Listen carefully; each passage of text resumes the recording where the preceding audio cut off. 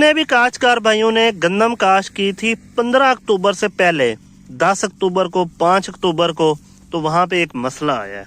मसला क्या है कि सिट्टे ऊपर से इस तरह से सूख रहे हैं, या सिट्टे में ये चीज है कि थोड़ी सी जगह 2 या 4 घुरियों में कुछ भी नहीं है, दाना भी नहीं है, कुछ भी नहीं है।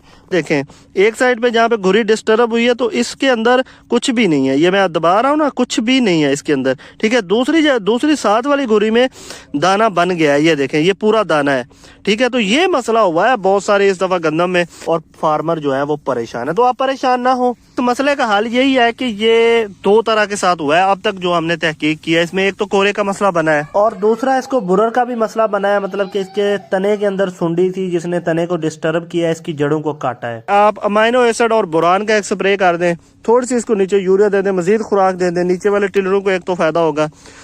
तो बाकी इसके हवाले से आप मजीद इन सिट्टू को या इन घुरियों को या इन घुरियों में मौजूद डिस्टर्ब जो हो गए हैं तो उनको ठीक करना शायद आप पॉसिबल नहीं है। बाकी इस हवाले से जो ट्रीटमेंट है वो यही थी।